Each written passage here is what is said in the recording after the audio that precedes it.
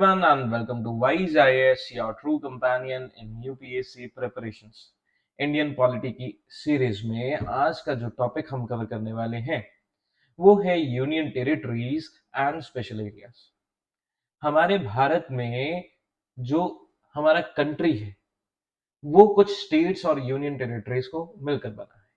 हमने पढ़ा था India is a federation of states.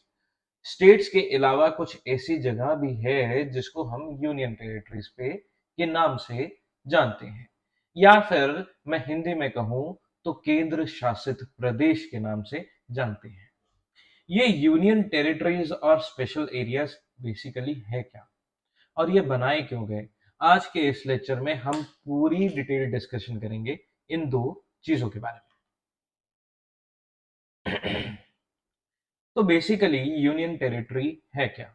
Union territory एक वो जगह होती है जो अपने साइज या फिर मैं कहूं अपनी पार के हिसाब से इतनी छोटी है कि हम उसे एक स्टेट का दर्जा नहीं दे सकते।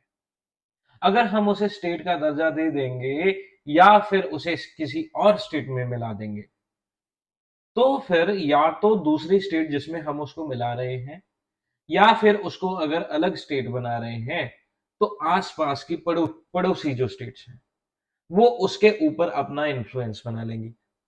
अगर हम उसे किसी स्टेट के साथ मिला रहे हैं तो जिस स्टेट के साथ हम उसे मिलाएंगे वो उस एरिया के ऊपर अपना इतना इन्फ्लुएंस बना लेगी कि वहां की इकोनॉमी, वहां का कल्चर सब वैनिश हो जाएगा। तो इसीलिए उन जगहों को अलग रखना जरूरी है, पर उनको हम स्टेट्स का दर्जा नहीं दे सकते।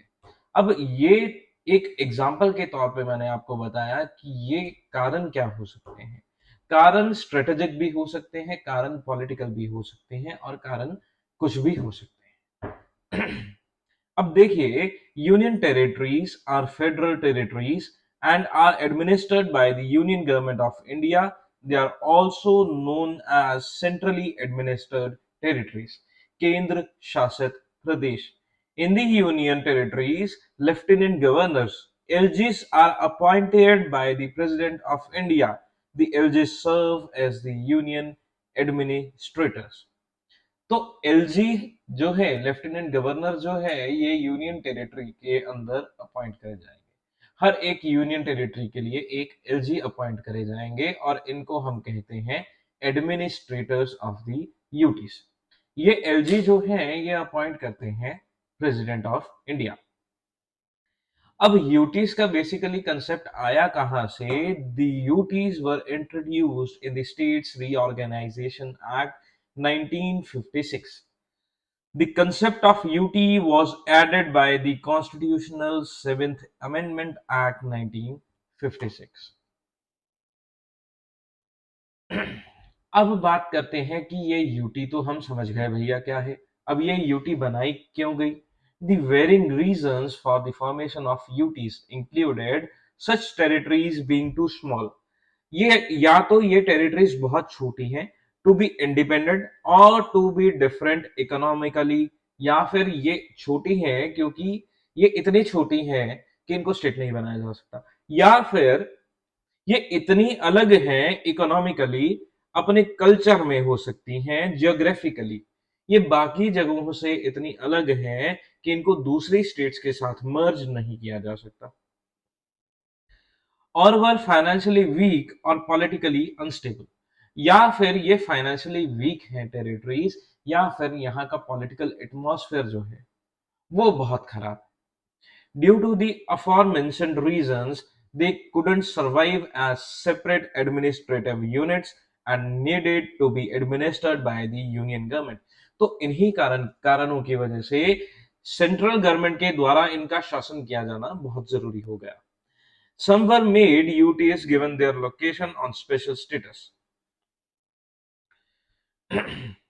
The UTs of Daman and Diu was under the rule of Portuguese. अब दमन एंड दीव पहले पोर्टुगीज के रूल के अंदर थी और पुडुचेरी जो था ये फ्रेंच रूल के अंदर थी। They have a different culture than their surrounding states. अब क्योंकि ये डिफरेंट डिफरेंट रूलर्स द्वारा रूल करे जा रहे थे तो इस वजह से सराउंडिंग स्टेट से इनका कल्चर बहुत अलग था। Special provisions may be required to preserve the identity as well as to provide the effective governance. तो इनको एडमिनिस्टर करने के लिए, इनके कल्चर को बचाए रखने के लिए इनको स्पेशल प्रोविजंस देना बहुत आवश्यक हो गया। Lakshadweep, Andaman and Nicobar Islands are located far from the mainland India and occupies strategic location. Andaman Nicobar और लक्षद्वीप की जो लोकेशन है ये बहुत स्ट्रेटेजिक है। अगर आप मैप में देखें ये बहुत स्ट्रेटेजिक इंपॉर्टेंस रखते हैं।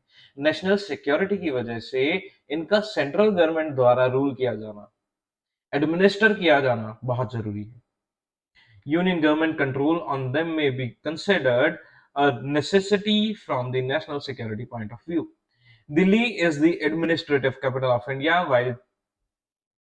while Chandigarh is the administrative capital of both Haryana and Punjab. The special place that Delhi occupies in India's polity, due to it being the capital of the country, necessitates union government to control on it. तो क्योंकि ये पूरे राष्ट्र की राजधानी है, इस वजह से ये बहुत जरूरी हो गया, बहुत आवश्यक हो गया कि सेंट्रल गवर्नमेंट द्वारा इसको रूल किया जाए, एडमिनिस्टर किया जाए। इन 1956 we had 14 states and 6 UTs. 1956 में हमारे पास 14 स्टेट्स थी और 6 यूटीज थी। Over the years the number of the states increased to 28 and UTs to 8। तो आज की डेट में ये 28 स्टेट्स और 8 यूटीज बनी। हिमाचल प्रदेश, मणिपुर, त्रिपुरा, सिक्किम, गोवा, अरुणाचल प्रदेश और मिजोरम ये ऐसी यूटीज थी जो कि अब फुल फ्लेज्ड स्टेट्स बन चुकी हैं। इन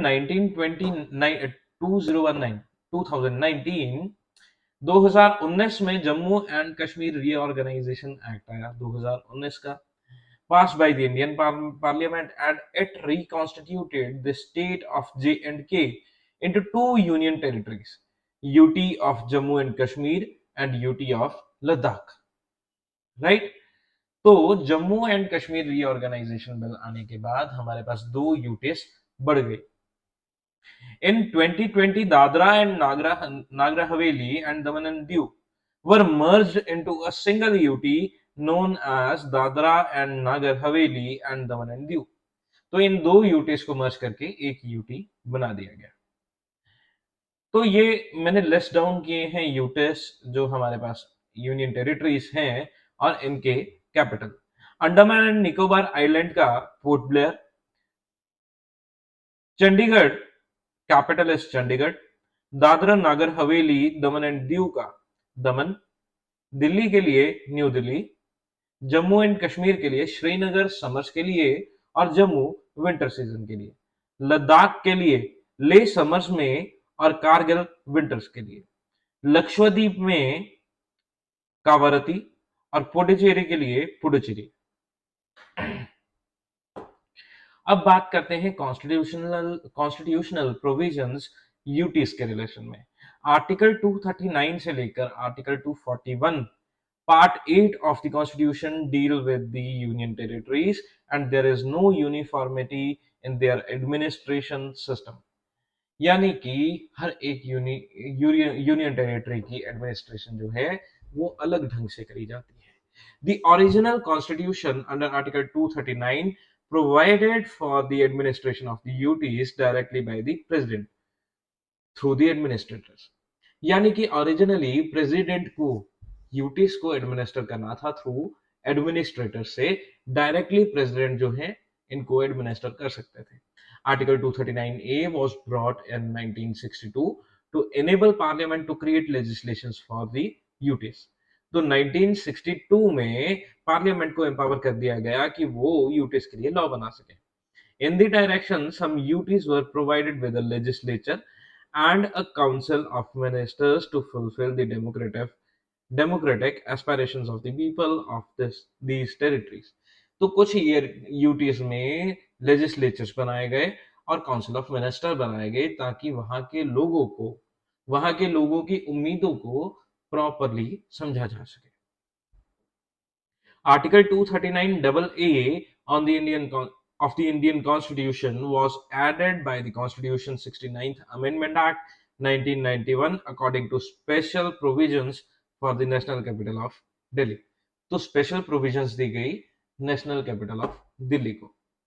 Under Article 240, President has the power to make regulations for the peace, progress, and good governance of the Andaman and Nicobar Islands, Lakshadweep, Dadra and Nagar Haveli, Daman and Diu, and Puducherry. In the case of Puducherry, the President can make a regulation to legislate only when the Assembly suspended or dissolved.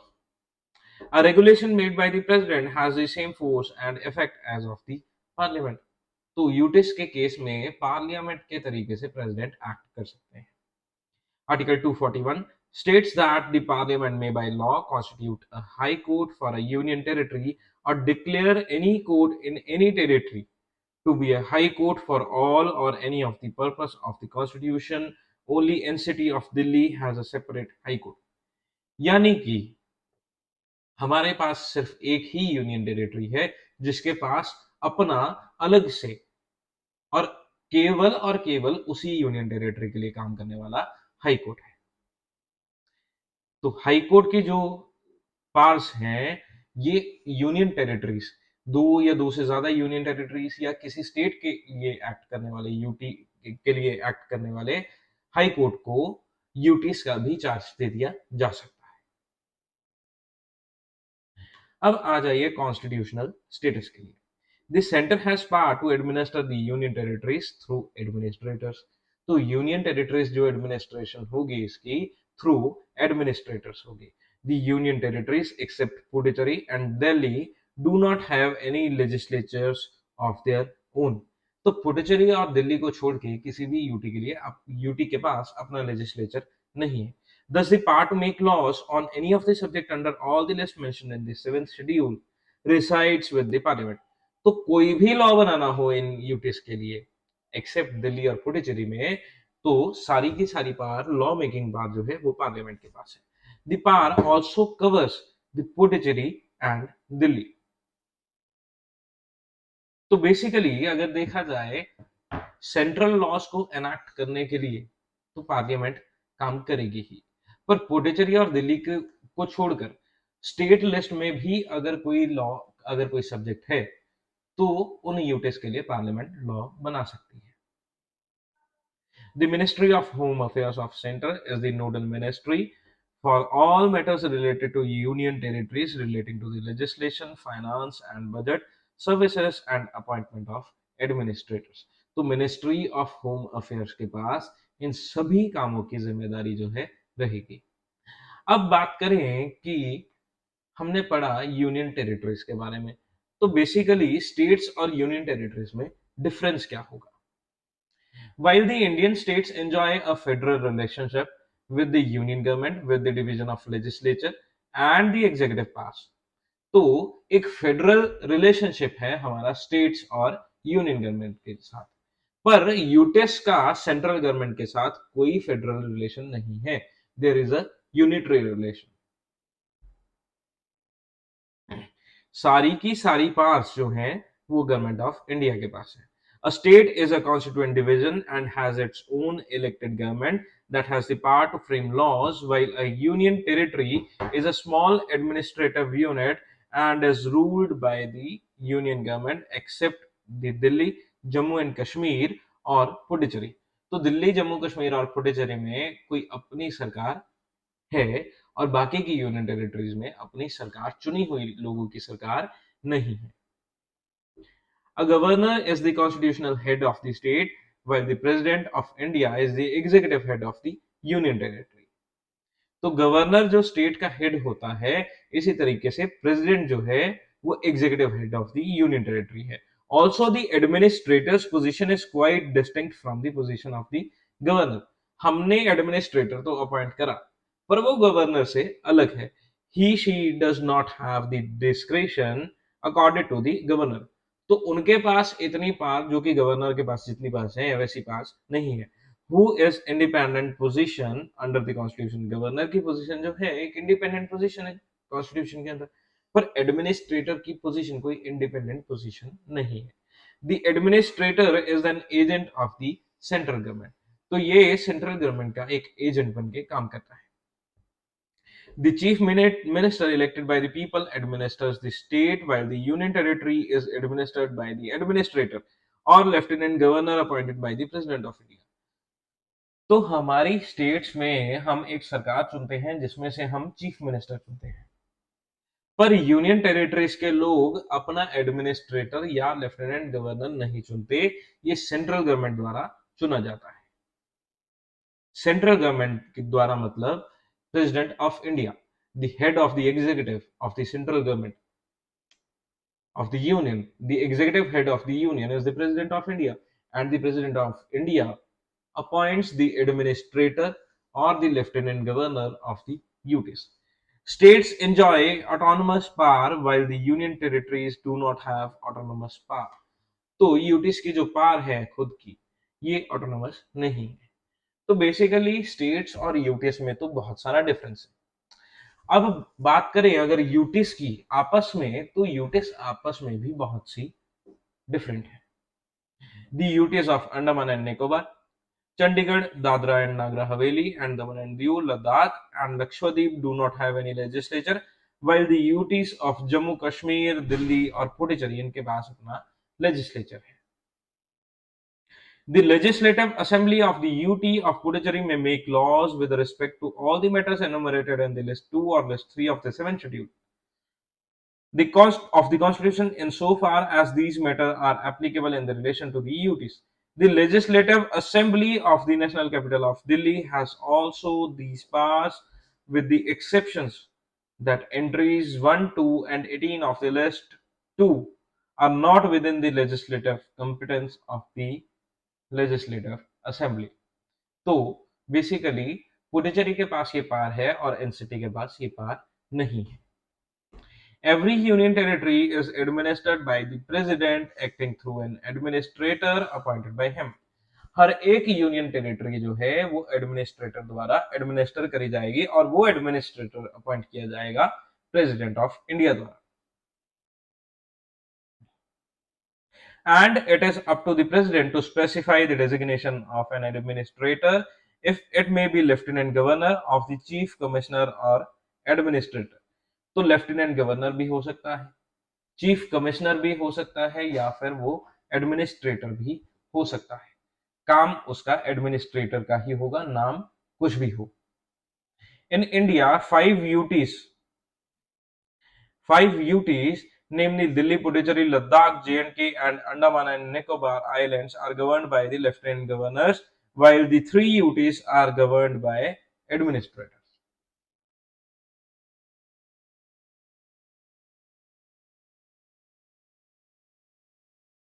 Undermining of the democratic rights of the people living in the UTs।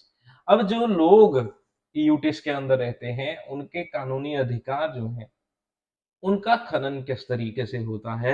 Citizens living in the UTs have no recourse to hold the people governing them accountable, which undermines the democratic rights of these people।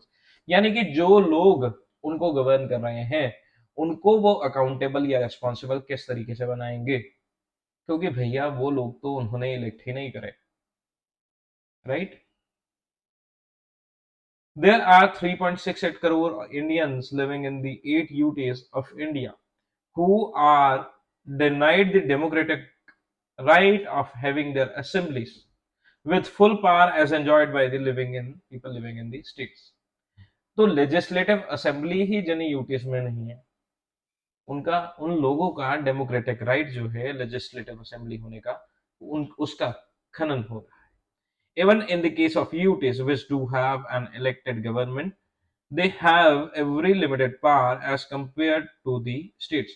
Jin UTs के पास अपनी सरकार है, अपनी government है, even उनकी power जो है वो भी बहुत कम है। The UTs are often at the mercy of the appointers of the central government। यानी कि सेंट्रल गवर्नमेंट ने कुछ लोग एडमिनिस्ट्रेशन के लिए यहाँ अपॉइंट कर दिए, तो यूटिस उनके हाथ की कठपुतलियां बन के रह जाती हैं। Constitutional experts have pointed out that the recent examples of the protests in Lakshadweep Islands against the administrator's policy, as the case of UT administration, have at the case of UT administration failing to represent the interest of the citizens of the UT। यानी कि administrator जो कुछ भी करेगा वो discretion से कर सकता है, वो जरूरी नहीं है, वो आवश्यक नहीं है कि वो लोगों के इंटरेस्ट को ध्यान में रख के चले। अब national capital of Delhi is the only UT which is having its own high court, right? The UTs have no separate representation in the Rajya Sabha upper house में except for Delhi, Jammu and Kashmir and Puducherry. सिर्फ इन तीन UTs का राज्यसभा में representation रहेगा। अब हमने जो administrator की बात करी उसकी पावर्स क्या है? The UTs have not been granted necessary autonomy, thus depriving them of fully democratic setup. And numerous powers have been vested in the administrators, lieutenant governors in the UTs. Under Section 44 of the Government of Union Territories Act and Article 239AA4 of the Constitution, the administrators have the right to disagree with the decision of the Council of Ministers. तो administrator के पास ये अधिकार है कि वो council of minister के फैसले के खिलाफ हो सके and can then refer this matter to the president of India. तो प्रेसिडेंट को वो ये मैटर रेफर कर सकता है और अपनी बात मनवाने के लिए कोई भी एक्शन ले सकता है। अब जब मामला प्रेसिडेंट ऑफ इंडिया को गया, उनको रेफर गया करा गया, तो उनका डिसीजन जो है फाइनल होगा। This allows the union government to control the UTs through the administrators and in the hindrance to the ideas of free and autonomous government in the UTs. The president decides on the advice of the union government, so in effect, it is the union government which finally determines the disputed issue. तो union government decide करेगी disputed issue के बारे में। Despite the SC noting in the NCT of Delhi versus union of India 2019 case that the administrator should not misuse the powers to frustrate the functioning of the elected government in the territory and use it after all methods have failed to reconcile the differences between him and the Council of Ministers, there has been no improvement in this regard, right? तो supreme court ने clearly बोला कि भैया ये पार जो आपकी है ये आप अंत में अपने ब्रह्मास्त्र की तरह इस्तेमाल करेंगे। हर बार आप गवर्नमेंट को फ्रस्ट्रेट करने के लिए, इलेक्टेड गवर्नमेंट को फ्रस्ट्रेट करने के लिए ये पार यूज नहीं कर सकते। In Puducherry, the conflicts between the lieutenant governor and the chief minister were perennial. Similarly, in the national capital of Delhi, the tussle between the lieutenant governor and the COM continues. अब बात आती है scheduled और tribal areas की। Scheduled और tribal areas की बात करें तो पहले समझेंगे ये एरियाज है क्या। The areas inhabited by the socially and educationally backward The areas inhabited by the socially and educationally backward aboriginals are called scheduled areas. तो शेड्यूल्ड और ट्राइबल एरियाज के साथ हमारा शेड्यूल 5th और schedule 6th of the Indian constitution deal करेगा। 5th schedule में the provisions regarding the administration and control of the scheduled and tribal areas of any state except the 4 states are mentioned under this schedule। अब exception में कौन कौन से states हैं? असम, मेघालय, त्रिपुरा और Mizoram. 6th schedule जो है वो बात करता है deals with the administration and control of the scheduled and tribal areas of the 4 states Assam, Meghalaya, Tripura और मिजोरम के। आर्टिकल 244 और 244 ए ऑफ द इंडियन कॉन्स्टिट्यूशन जो है वो देखेंगे। The article 244 of the Indian constitution deals with the administration of the scheduled and tribal areas, while article 244A, this article deals with the formation of an autonomous state that comprises certain tribal areas of Assam and having a council of ministers therefore। Scheduled area के बारे में हम और जानेंगे। Part 10 of the Indian Constitution entails the provisions related to scheduled and tribal areas and with articles 244 और 244A, President is empowered to declare an area as scheduled area। तो किसी भी एरिया को शेड्यूल्ड एरिया जो है वो कौन declare करेंगे? वो डिक्लेयर करेंगे प्रेसिडेंट साहब।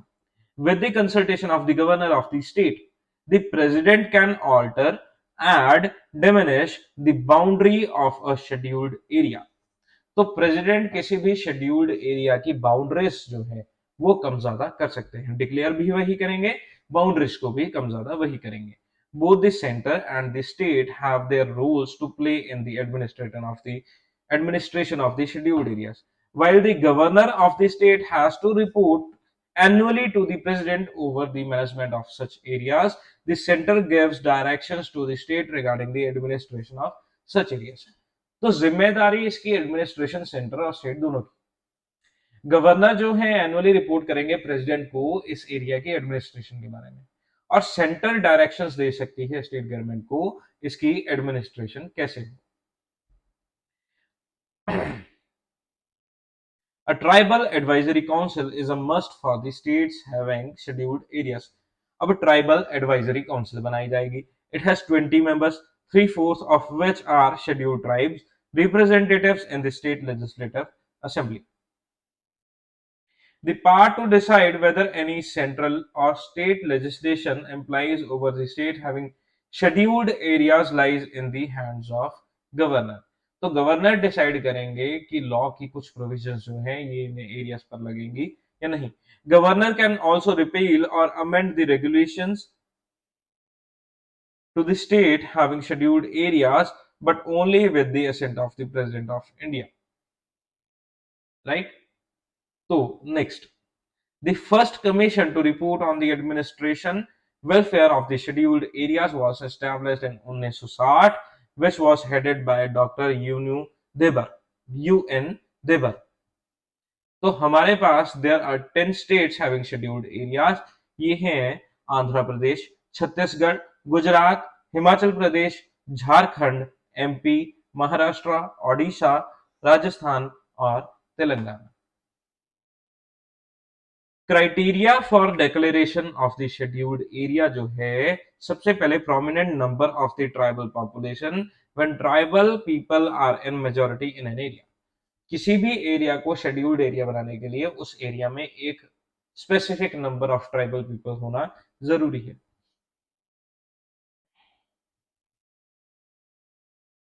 कॉम्प it's compactness and reasonable size of the area। वो एरिया कॉम्पैक्ट होना चाहिए और रीजनेबल होना चाहिए। इट्स कॉम्पैक्टनेस है।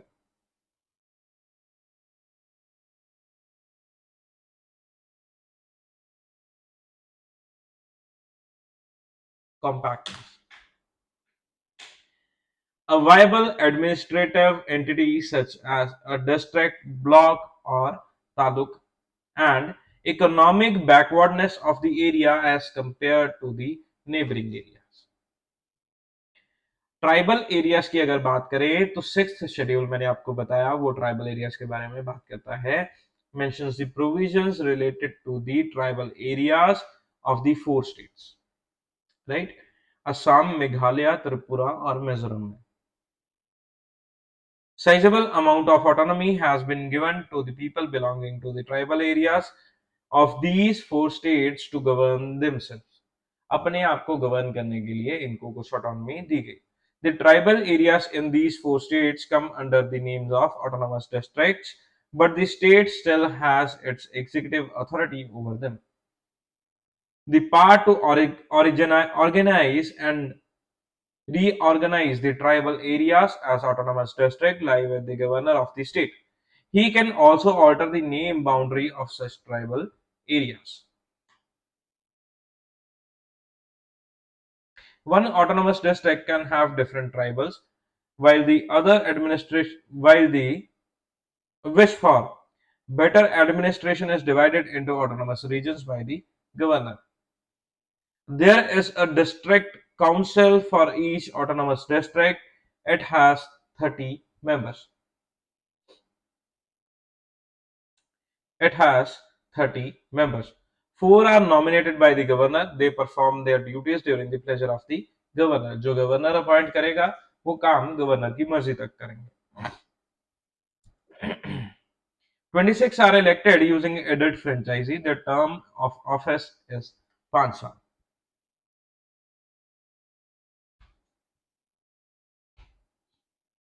There is a separate regional council for each autonomous district. तो हर एक डिस्ट्रिक्ट के लिए सेपरेट रीजनल काउंसिल होगी. The laws related to the following can be made by the regional and autonomous councils, which are with the assent of governor. Land हो गए, forest हो गए, canal water हो गया, इनके बारे में जो लॉ बनाए जाएंगे वो काउंसिल्स बना सकती हैं और असेंट होगा गवर्नर का.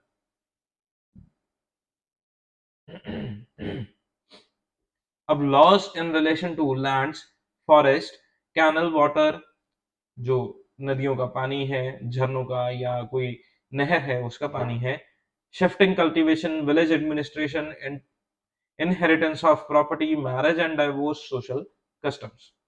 The territorial jurisdiction. The territorial jurisdiction of the autonomous and regional councils may or may not have village councils and courts of trials of suit to mend issues rising between the tribes. Such cases can also be taken over by the High Court, but only after being specified by the governor. The central and the state acts do not apply to these autonomous and regional councils unless modified or accepted. तो ये चार states के जो tribal areas हैं वो आपके सामने list down करे गए.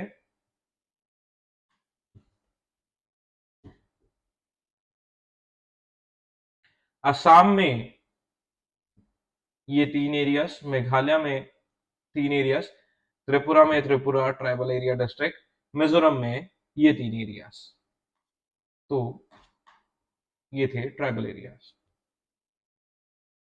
अगर बात करूं आज के टॉपिक में से मीन्स ओरिएंटेड क्वेश्चन की, तो ज्यादा इसमें से कुछ क्वेश्चंस नहीं बनते हैं और जो बन रहे हैं वो मैंने आपके सामने लिस्ट डाउन करे हैं. What are the criteria for deciding a scheduled area. तो शेड्यूल्ड एरिया किस तरीके से डिसाइड करा जाता है, बनाया जाता है. What are the 4 Indian states with tribal areas which have the tribal areas, वो मैंने आपको बताई और ट्राइबल एरियाज के नाम भी बताए. How UTs differ from states and UTs themselves. तो यूटिस का स्टेट्स के साथ डिफरेंस जो है वो हमने देखा और उनका आपस में भी डिफरेंस हमने डिस्कस करा.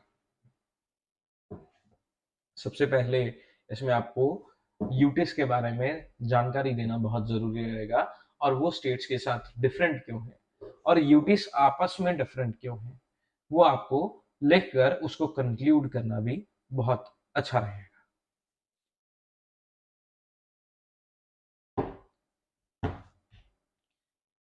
Then next is your, for preliminary point of view, consider the following statements with respect to the Union of India. Formation of the state of Nagaland, States Reorganization Act, formation of the state of Haryana, formation of the state of Gujarat. So, which one of the following is correct chronological order of the above? तो सबसे पहले हमें इसको correct chronological order में लगाना है. ये जो स्टेट रीऑर्गेनाइजेशन एक्ट है ये हमारा फर्स्ट स्टेट रीऑर्गेनाइजेशन एक्ट आप मानकर चलिए. तो सबसे पहले हमारे पास स्टेट्स रीऑर्गेनाइजेशन एक्ट आएगा. देन आफ्टर हमारे पास आएगा formation of the state of Gujarat. फिर हमारा हुआ था formation of the state of Nagaland, और फिर था formation of state of Haryana. So answer D is correct. The correct chronological order is 2, 4, 1 and then 3. The next question is, the Parliament of India passed the State Reorganization Act of 1956 to create 16 states and 3 UTs, 15 states and 5 UTs, 14 states and 6 UTs, 24 states and 9 UTs. तो हमने ये पढ़ा कि 14 states और 6 यूटिस बनाने के लिए ये एक्ट जो है ये लाया गया था। तो इस तरीके से हमारा आज का topic in relation to the union territories और सम स्पेशल एरियाज कंप्लीट होता है। आई होप आपको ये अच्छे से समझ आया होगा। बेसिकली यूनियन टेरिटरीज या फिर केंद्र शासित प्रदेश में बोलूं तो ये यूनियन टेरिटरीज इसलिए बनाई गई थी कि सेंट्रल गवर्नमेंट के पास इन यूटीज का कंट्रोल होना बहुत ज्यादा इंपॉर्टेंट था। इसका कंट्रोल अगर सेंट्रल गवर्नमेंट के पास रहेगा तो वो एक स्ट्रेटेजिक इंपॉर्टेंस बनाता है, या फिर उन यूटीज के अंदर उनका कल्चर, उनका पॉलिटिकल और इकोनॉमिक कंडीशन देखते हुए उसको बचाना बहुत जरूरी था। अदरवाइज उस यूटी को पास वाली स्टेट्स जो हैं वो उसमें मर्ज कर दिया जाता, तो वो यूटी के अंदर उसका कल्चर या उसकी होंद जो है वो खत्म हो जाती। तो बेसिकली इन यूटीज की इंपॉर्टेंस इसलिए ज्यादा है। हमारे पास ओनली एनसीटी ऑफ दिल्ली ये एक यूटी है जिसके पास अपना एक अकेला हाई कोर्ट है, और इस हाई कोर्ट के पास कोई और जुरिस्डिक्शन नहीं है सिवाय इस यूटी के। आपके पास Punjab and Haryana high court भी है,